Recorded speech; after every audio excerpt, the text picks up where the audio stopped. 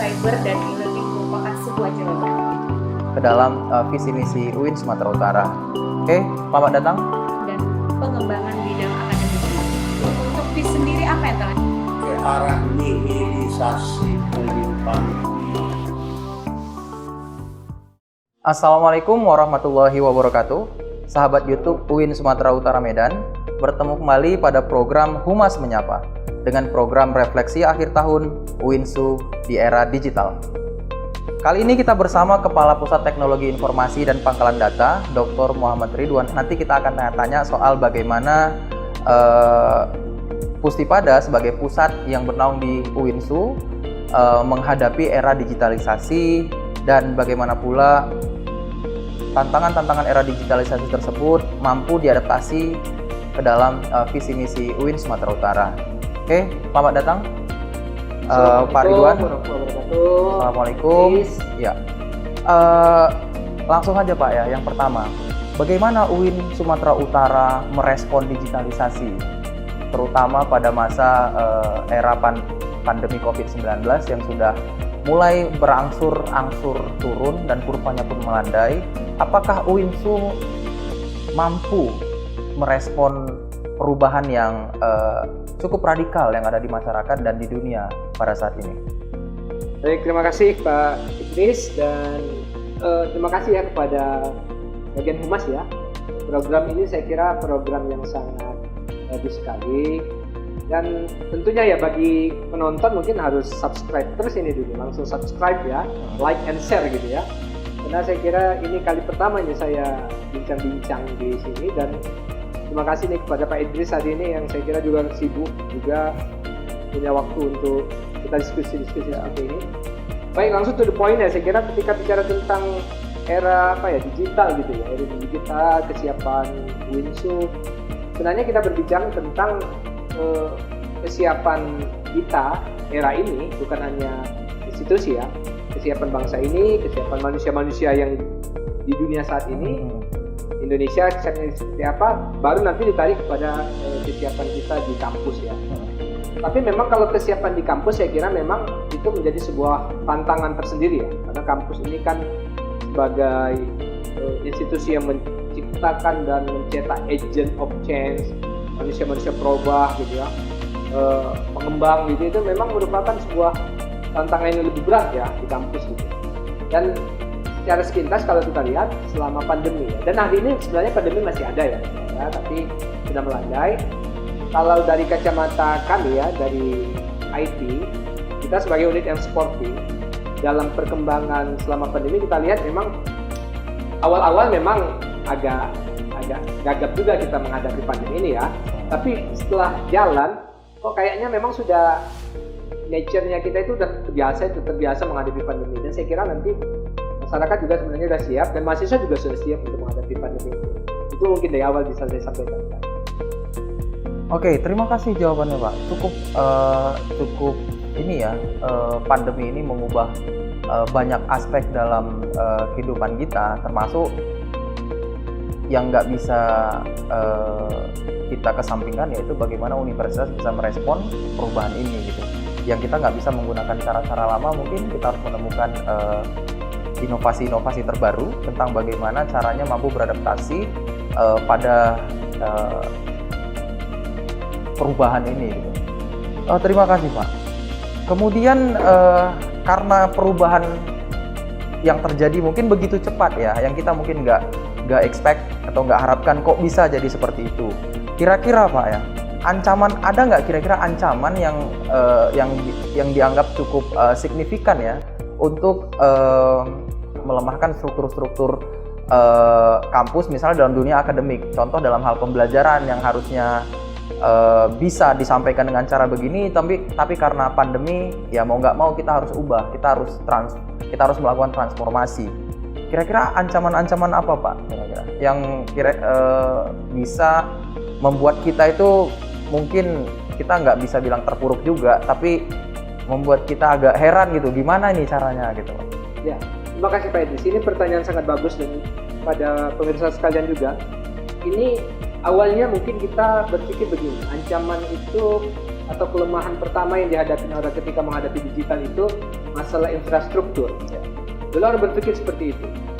Dan memang di awal-awal memang itu, misalnya akses internet, kemudian kuota yang terbatas gitu ya. Tapi saya melihat sebenarnya ancaman yang paling menarik itu adalah ketika manusia masuk ke dalam era digital, kehilangan fokus. Iya Pak, itu benar. Ancaman yang paling utama, bukan masalah infrastruktur. Infrastruktur sebenarnya bisa dicari jalannya ya. Misalnya kita punya akses internet, kita punya kuota bagus, punya gadget terbagus atau termahal, terbaik, tapi fokus yang paling penting. Dan fokus ini bisa jadi ancaman bukan hanya mahasiswa, dosen juga.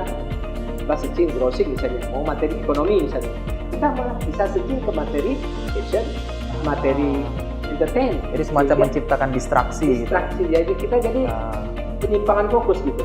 Nah ini kalau saya kira kalau nggak cepat-cepat kita shift ya berubah kepada harus fokus.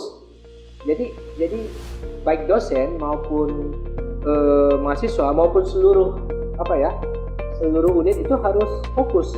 Misalnya gini, kita di kampus itu fokus kita apa? Menciptakan manusia-manusia terdidik. Fokus kita ke situ. Benar. Oke, nanti diturunkan oleh misalnya dosen ya, atau kuliahnya dia fokus bagaimana mengejar teknologi digunakan untuk fokus pada itu, untuk mendukung materinya misalnya. Mahasiswa juga seperti itu. Misalnya gini, mahasiswa prodi apa misalnya ya. Bisa aja kan gini mahasiswa, dia prodinya misalnya prodi bahasa Inggris ya. Lalu tiba-tiba ketika dia melihat dunia entertain, dunia perinternet yang cukup menarik, lalu dia berubah fokus. Bagaimana kalau fokus ini menjadi musik? Jadi entertainer gitu Pak ya? Jadi entertainer, lebih menarik ini gitu kan. Jadi kehilangan fokus. Tapi berita bagusnya begini Pak Idris. Berita bagusnya sebenarnya semuanya kan bisa diintegrasikan ya. Kita kan punya visi nih menjadi pusat integrasi ilmu ya, UIN, kemudian pusat moderasi beragama gitu ya, kemudian pemberdayaan umat, itu kan visi kita. Betul. Ya. Nah ini sebenarnya bisa di-matchingkan, tapi porsinya jangan sampai nggak jelas. Jadi misalnya gini, mahasiswa ekonomi itu fokusnya memang harus materi ekonomi yang dicarinya di internet. YouTube-nya harus mengkaji tentang itu, media sosialnya harus komunitas yang bagian ekonomi gitu. Nah yang sifatnya sporting, misalnya dia mau jadi YouTuber ya nggak apa-apa, sampaikan aja tapi materi ekonomi atau dimodif gitu. Jangan nanti dia kehilangan fokus sehingga dia lupa prodinya apa gitu kan. Jika nggak jelas nanti gitu kan. Dia ambil alih orang ekonomi, ambil alih. Dia kehilangan langkah awalnya. Iya, kehilangan apanya gitu ya, passionnya. Itu saya kira ancaman paling bahaya. Terima kasih Pak. Kemudian Pak, namanya perubahan itu kan pasti punya identitas-identitas yang kadangkala juga identitas ini bertolak belakang dengan nurani kita gitu. Kalau dalam skop kampus mungkin bertolak belakang dengan visi misi yang udah dibangun di kampus. Menurut Bapak sebagai orang yang paling bertanggung jawab terhadap perkembangan penggunaan teknologi informasi dan pangkalan data di UIN Sumatera Utara, kira-kira Pak, apa tantangan dari perubahan itu terhadap adaptasi kita ke dalam visi misinya itu Pak? Kita kan kampus punya visi misi Pak ya. Kira-kira tantangan apa sih yang kira-kira menantang visi misi kita? Kira-kira nih visi misi kita ini masih relevan nggak sih dengan tantangan dan perubahan masa ini, perubahan terhadap transformasi dunia digital ini Pak? Pertama kalau visi misi UIN kalau kita lihat itu menjadi pusat integrasi ilmu, pemberdayaan umat, kemudian moderasi beragama. Saya kira ini visinya sudah mantap banget ya. Integrasi ilmu itu kan dimana kita sebenarnya kalau bahasa yang keren sekarang, kita tidak berkutat di silo kita masing-masing kan gitu ya. Kita misalnya misalnya bahasa, tapi kita juga diharapkan bisa punya kemampuan agama, sedikit pengetahuan ekonomi, akuntansi juga. Itu maksudnya kan supaya integrasi dengan bidang ilmu kita. Kemudian pemberdayaan umat, di mana kita misalnya selain ilmu kita ini kita miliki di pikiran, kita kan juga harus melakukan apa namanya entrepreneurial skill, juga punya itu kemampuan untuk memberi nilai tambah terhadap ilmu kita. Ya. Jadi visi UIN itu memang sudah plong lah saya kira, sudah mantap ya. Oke. Nah tetapi saya kira tantangannya itu tadi, ketika visi diterjemahkan menjadi action seperti apa kan gitu kan? Nah, masing-masing kan di sudah sini, tahu Pak, visinya, masalahnya, Pak. Bener, Pak. challenge-nya seperti apa gitu kan? Ya kalau saya kira Karena setiap orang pasti akan menerjemahkan Beda-beda. visi dan misi UINSU itu dalam persepsi praktis masing-masing kan gitu. betul dan nanti yang terjadi adalah dia malah kehilangan jati diri terhadap Benar, Pak. terhadap dia nggak punya kekhususan gitu ya. Nah, lagi-lagi kalau saya lihat pertama tadi visi UIN sudah mantap banget. Kita cukup harus terima kasih kepada founding fathers ya, ada senior-senior kita yang menciptakan visi integrasi ilmu, bidang pemberdayaan umat, moderasi beragama. Saya kira ini challenge-nya Indonesia khususnya ya. Bagaimana selama ini mungkin ilmu itu tidak terintegrasi, apa namanya ya, mungkin sekuler gitu ya. Benar. Pemberdayaan umat, kita tahu bagaimana apa namanya keadaan masyarakat kita yang banyak yang miskin dan sebagainya, moderasi beragama, paham-paham yang nggak benar gitu ya. Nah menerjemahkan ini saya kira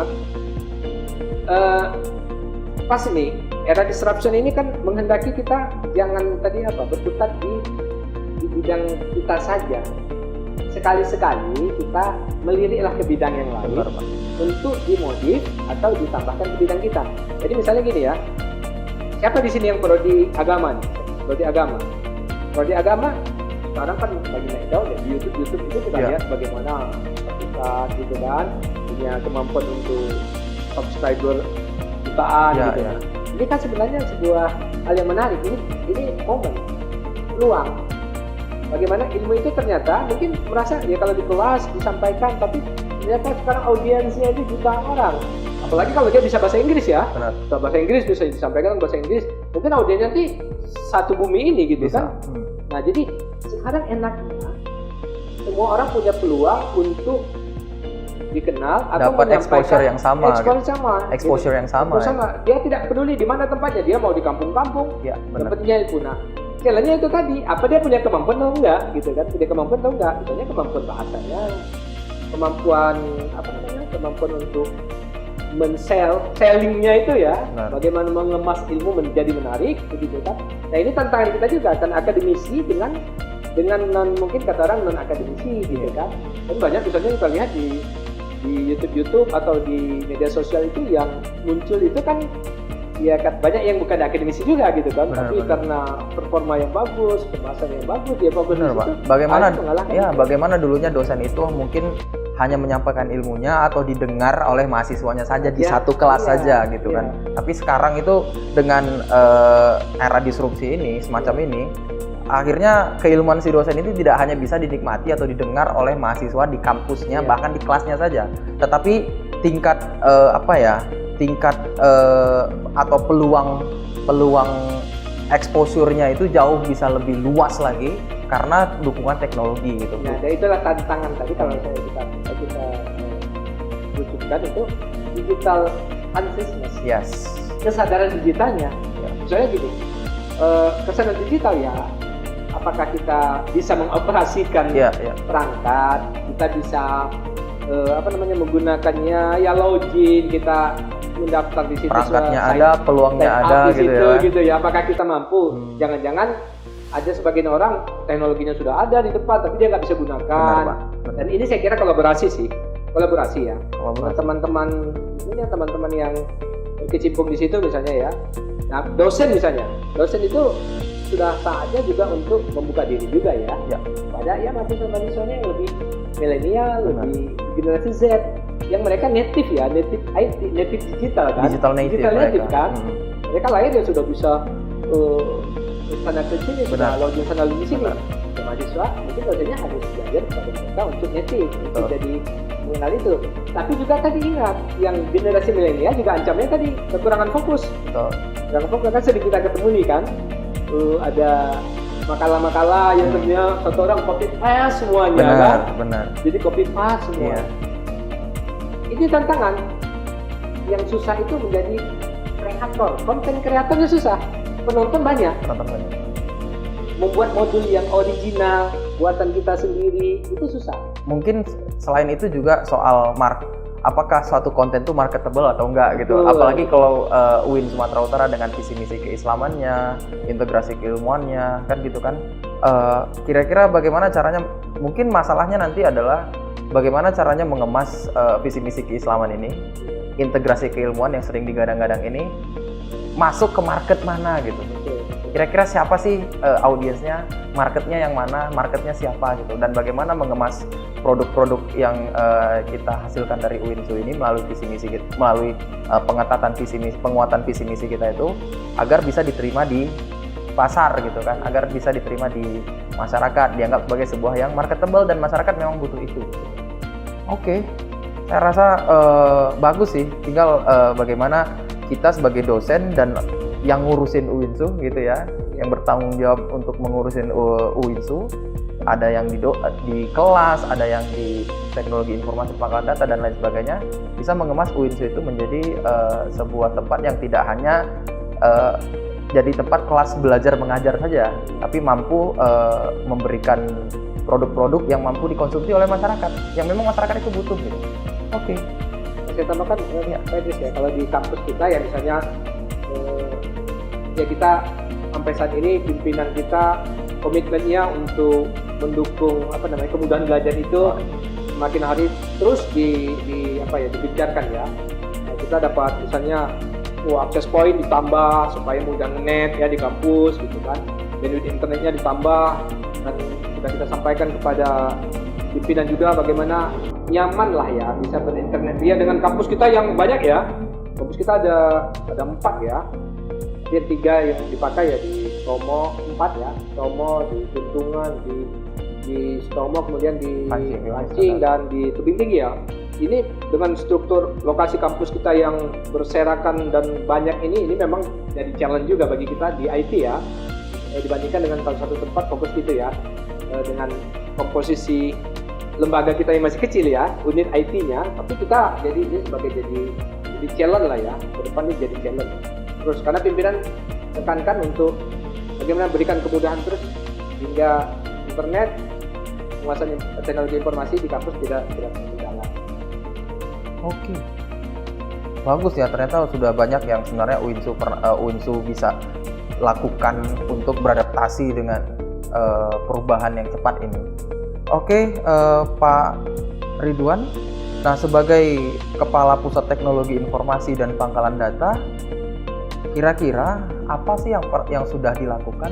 Apa sih yang sudah dilakukan oleh Pusat Teknologi Informasi dan Pangkalan Data yang Bapak pimpin untuk merespon ini semua, dan apa yang pernah dilakukan, yang sedang dilakukan, dan visi apa yang ingin lagi dilakukan gitu. Pustipada sebagai unit ya dalam skop yang lebih kecil, ataupun UINSU yang lebih besar lagi. Ya. Kalau kita lihat dulu unit IT kita namanya Pustipada ya. Masing-masing kampus itu beda-beda. Ada namanya Pustipada, ada namanya PDPD. Dulu namanya Puskop, Pusat Komputer. Lalu kemudian menjadi Pusat Pustipada, Teknologi Informasi dan Pangkalan Data. Jadi yang sudah kita lakukan cukup banyak, saya kira ya, sudah banyak ya. Kalau dari segi aplikasi, sekarang sudah hampir 40-an aplikasi yang kita buat. Kalau untuk website prodi itu sudah kita supply semua. Berapapun prodinya kita supply, kita buatkan gitu ya. Kalau untuk email dengan Google kita udah kerjasama gitu ya. Jadi kita melihat, tapi itu kami menganggap masih ternyata perkembangan teknologi ini menuntut ya, percepatan lebih cepat lagi gitu ya. Dan penggunaan bandwidth gitu, penggunaan internet ternyata enggak, kita sampai pada era yang orang sekarang konsumsi bandwidth satu orang apa itu sudah nggak terhitung banyaknya ya. Kalau dulu mungkin dianggap untuk browsing aja, tapi atau sekarang kirim email aja Pak ya. ya. Email aja sekarang udah YouTube segala macam. Ini memang harus disikapi.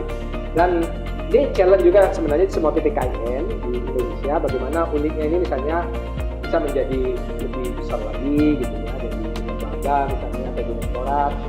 Tapi kita tidak jadikan ini sebagai pembenaran, maksudnya kita tidak. Syukurnya kampus-kampus pimpinan kita memberikan kita kemudahan untuk berkreasi dan concern lebih untuk pengembangan itu. Nah, Pak. Jadi kami di 2022 juga sudah aplikasi kita sudah banyak ya, bisa kita lihat di Winsu ya sudah dibuat itu. Kemudian untuk 2023 kita nanti akan coba lebih mengintegrasikan lagi ya, mengintegrasikan lagi aplikasinya sehingga semakin mudah untuk diakses, semakin mudah diakses. Kemudian kita nanti juga dorong ini ya, unit-unit untuk rajin-rajin publikasi juga. Karena misalnya kita buatin website nih, kita bantu buatin website untuk promosi unitnya gitu ya.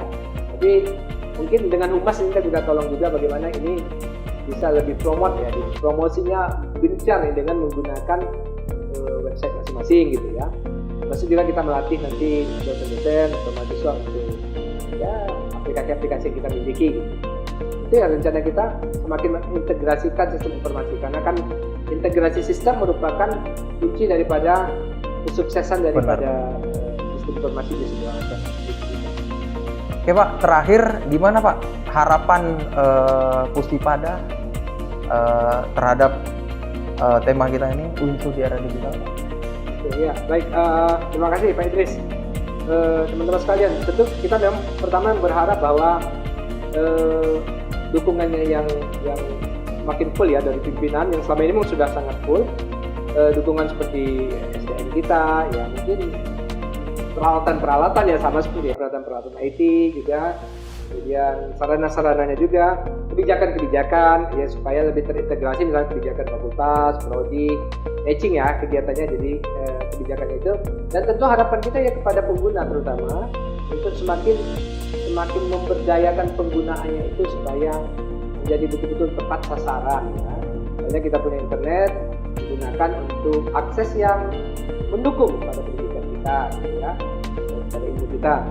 Dan pada dosen-dosen juga harapan kita ya supaya semakin semakin aware terhadap ini penggunaannya juga. Kita punya e-learning misalnya, gunakan e-learning untuk itu.